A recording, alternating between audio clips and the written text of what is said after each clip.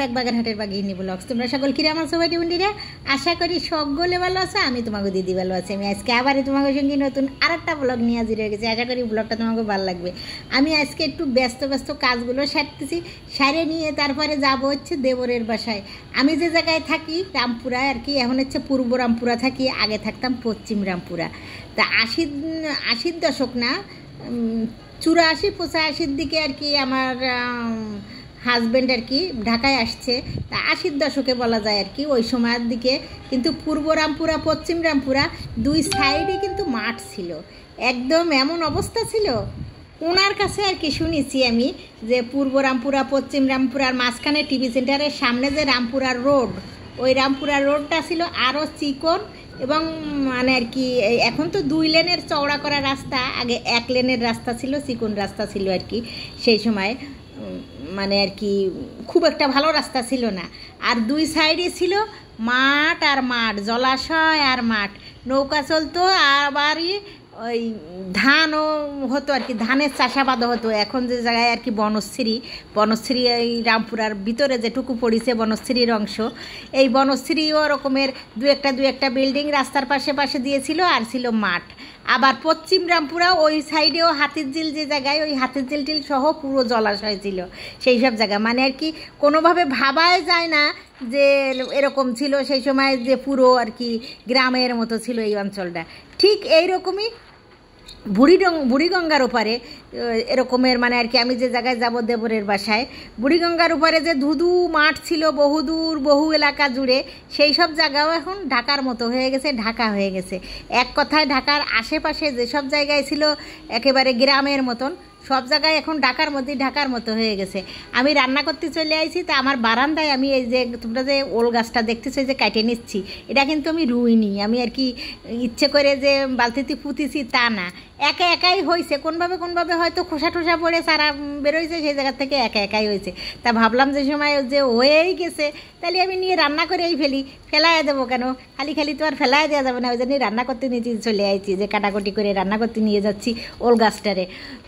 আবার ওই যে কথা তোমাকে করতে গেলাম আর কি, ঢাকা শহরের যেসব জায়গায় আগে কোনো দিন গিয়ে মানে আর কি রাস্তাঘাট ছিল না, বন জঙ্গল ছিল, নৌকা চলতো, ধান চাষ হতো, সেই সব জায়গা বহু এলাকা জুড়ে এখন ঢাকার মধ্যে চলে আসে। তা সেই রকমই ওরকম একটা অঞ্চলে আমি আজকে যাবো, রান্না সারিয়ে নিয়ে। আমার আর কি দেবরে থাকে ওই জায়গায়, কুত্ততে দেবরে, সেই জায়গায় দিন যত যাচ্ছে তত গ্রামের লোকজন কাজের সন্ধানে, তারপরে চারিদিকে রেখে সারা বাংলাদেশের সব জেলার থেকে লোক শুধু ঢাকায় আসে আর আসে, প্রত্যেক বছর কাজের সন্ধানে চলে আসে, পেটের দায়ে চলে আসে, সব এসে যে ঘনবসতি যত আর কি জায়গায় অনেক টাকা পয়সা আছে, তারা বিল্ডিং তোলে আর ভাড়া দেয়, ভাড়া হয়ে যায়। কারণ প্রত্যেক বছর তো অনেক লোক আসতেছে গ্রামের গঞ্জের থেকে, আর যেমনও ভাড়া বাড়তেছে, লোক সংখ্যাও বাড়তেছে, যানজটও বাড়তেছে, সব কিছু বাড়তেছে। আমি যে সময় 27 বছর আগে আমি ঢাকায় আসছি, 27 বছর তোমাকে করছি আর কি, যে 27 বছর আগে আমি যখনই প্রথম ঢাকায় আসলাম, ওই সময় কিন্তু এত যানজটও ছিল না, আর এত প্রাইভেট কারও ছিল না। আমি 27 বছর আগে যে সময় ঢাকায় আসছি, এই সময় আমি রিক্সায় বেশি চড়েছি। কারণ 27 বছর আগে তো আমি যে সময় নতুন সংসার শুরু হলো, ওই সময় আমাকে নিজেকে গাড়ি তো দূরের কথা, আমাকে রুজি করার জন্যও কাজের সন্ধান ছিল মেইন আর কি উদ্দেশ্য। সেই সময় দেখা যেত যে ওই যে মুড়ির টিনগুলো, নাম ছিল মুড়ির টিন, ওই বাসগুলো আর কি, প্রচণ্ড ভিড় হতো ওই বাসগুলোতে। মুড়ির টিন নাম ছিল যে বাসের, সেই বাসগুলোতে। আর খুব কম ভাড়া ছিল, 5 টাকা ভাড়ায় অনেক দূর যাওয়া যেত সেই সময়, মানে 27 বছর আগের কথা করছি আর কি। আর প্রাইভেট কার খুব কম ছিল, বিশেষ লোকে বড়লোক মানে ধনী পরিবারের থেকে দু একটা প্রাইভেট কার নিয়ে বেরোতো। আর বেশিরভাগই ছিল বাস রিক্সা এগুলো। তাও এখন যে রকমের রাস্তায় মোটে একদম প্রচণ্ড জ্যাম পড়ে যায় সব সময়, সব জায়গায় যে প্রান্তেই যাব না কেন, সব প্রান্তেই যানজট ছাড়া কোনো প্রান্তেই ঢাকা শহরে পাস হওয়া যায় না। এক প্রান্ত থেকে আর এক প্রান্ত হোক, এই জায়গাতে একটু ওই জায়গায় আধা ঘন্টার রাস্তা হোক, যানজট। এত যানজট মোকাবেলা করে, এত যানজট ঠেলাঠেলি করে চলা লাগতো না। 20 বছর আগের কথা আর কি সেই সময়। তা 20 বছর পরে এখন সেই 20 বছর আগের থেকে ডবল লোক হয়ে গেছে ঢাকা শহরে, যেমন যানজট সেরকম ঘনবসতি, আর সেরকমের মাঠঘাট যত যা ছিল সব বিল্ডিং বিল্ডিং উঠে যাচ্ছে। আমি রান্নাবান্না সারিয়ে নিয়ে রেডি হয়ে বেরোয়ে পড়তেছি দেওরের বাসার উদ্দেশ্যে। চলো দেখি বসিলা ব্রিজের ওই পাশে আর কি, বুড়িগঙ্গার ওপারে যে জায়গায় বসিলা ব্রিজটা ঠিক তার গোড়াই আমার দেবরের বাসা। আমি ঠিক ওই বুড়িগঙ্গার পাড়েই যাব আর কি, যে জায়গায় আর কি আগে ছিল একদম ধুধু মরুভূমি, বালু আর বালু, মাঠ আর মাঠ, যেসব জায়গায় ছিল সেই সব জায়গায় এখন কেমন আছে চলো চলে আইছি সেই সব জায়গায়।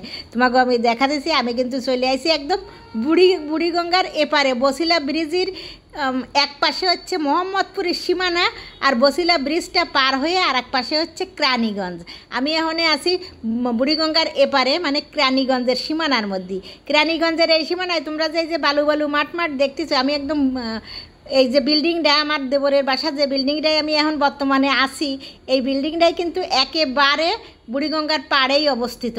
একদম ব্রিজের পাশ ঘেঁষে যে বুড়িগঙ্গার পাড়, ওই বুড়িগঙ্গার পাড়েই অবস্থিত। এই যে আমার কাকি শাশুড়ি তার নাতনি নিয়ে এই ছাদে একটু ঘোরাঘুরি করতেছে, আর আমি তোমাকে একটু দেখানোর চেষ্টা করতেছি যে এই যে দেখতেছো যে নতুন নতুন বিল্ডিংগুলো উঠেছে, আর ওপারে যে মাঠ, ওই পাশে কিন্তু নদী, বুড়িগঙ্গার নদী, আর মাঠ। এই সব জায়গায় এই যে তোমরা দেখতেছো এরকম ঘন বসতি মাইলকে মাইল দূর ধরে ঘনবসতি উঠে গেছে।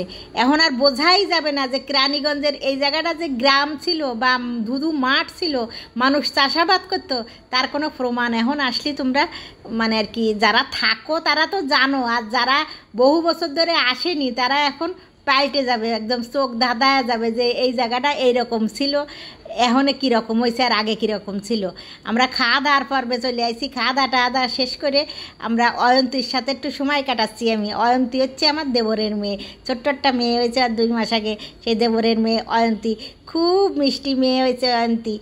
ওর মন মেজাজটা এখন ভালো যাচ্ছে না, ফট করে কারেন্টটা চলে গেছে, ওর মিজাজটা গরম হয়ে গেছে, তার প্রচণ্ড গরম লাগে আর মিজাজ গরম হয়ে যায়। গরম লাগলে প্রচণ্ড গরমও মোটেই সহ্য করতে পারে না। কারেন্ট চলে গেছে আর ওর এখানে কোনো জায়গায় ভাল লাগতেছে না, কোলেও ভাল লাগতেছে না, নিচেও ভাল লাগতেছে না, গরম লেগে গেছে জন্য ওর অশান্তি মনে হতেছে খালি গার মধ্যে। সেই জন্য বিরক্তি ভাব করতেছে আর মন মেজাজ খারাপ করতেছে। আমার কোলে আর থাকতে চাচ্ছে না, দিয়ে দেবো ওর মার কাছে, ও আর আমার কোলে থাকতে চাচ্ছে না। এখন ওর বিরক্তি আসতেছে, অনীহা আসতেছে আমার কাছে থেকে, মানে আর কি খুব বিরক্তিবোধ করতেছে। কিন্তু এই জায়গায় হলো একটা জিনিস, যেমন খোলামেলা ওই বুড়িগঙ্গা নদীর পাড়ে তো এখনও অনেক ঘনবসতি অত বেশি হয়ে পারিনি, কিন্তু বাইরের হাওয়াটা খুব আসে, কিন্তু বাইরের যে বাতাসটা, সেই বাতাসটা ভীষণ বাসার মধ্যে আসে। খুব একটা যে মানে আর কি শহরের হাওয়া বা শহরের যে ভাবটা, এখনও সেই শহরের ভাবটা এই জায়গায় কিন্তু এই কেরানীগঞ্জের এই জায়গায় সেরকমের আসে পারিনি। এখনও ওই যে ওই গ্রামের যে একটা হালকা হালকা হাওয়া বা একটা ঠান্ডা ইমেজ, অন্যরকম ভাব, পাতলা বিল্ডিং উঠিছে, সেই ভাবটা এখনও বজায় আছে। অবশ্য আরও 2-4 বছর 5 বছর গেলিয়ে পুরো ঢাকার মতোই হয়ে যাবে না, সেই ভাবটা আর থাকবে না। কিন্তু এখনও এই জায়গায় এসে আমার মনে হচ্ছে বেশ সুন্দর একটা আবহাওয়া, সুন্দর একটা যে পরিবেশ এখনও বিরাজ করতেছে এই কেরানীগঞ্জের বুড়িগঙ্গার পাড়ে। খুব সুন্দর একটা মানে আর কি, গ্রামে যেমন সব রকমের সুবিধে থাকবে অথচ থাকার জন্য খুব সুন্দর হয় যদি সব সুবিধে পাওয়া যায়, সেই রকম আর কি। এই জায়গায় সব সুবিধে পাওয়া যাবে অথচ গ্রামের মতন একটা আভা পাওয়া যাচ্ছে চারিদিক, মানে সুবিধা সব রকমের আছে কিন্তু গ্রাম্য আবহাওয়াটা, গ্রামের আভাটা পুরোপুরিভাবেই আছে এই বুড়িগঙ্গার পাড়ে। আমার ভীষণ ভাল লাগেছে এসে। আগে তো যে জায়গায় ধুধু মরুভূমি ছিল সেই জায়গায় এখন গাছপালা উঠে, বাড়িঘর দূর উঠে যে একটা সুন্দর পরিবেশ আমেজ তৈরি হয়েছে, বেশ একটা ঢাকার মতন এখনও সেরকমের দূষণ হয়ে পারিনি, ঢাকার মতন ওই রকমের জনবসতি হয়ে পারিনি। সেজন্য বেশ ভালোই লাগলো দেবরের বাসায় এসে। আজকের ব্লগ এই পর্যন্ত, তোমরা সকলে ভালো থাকো।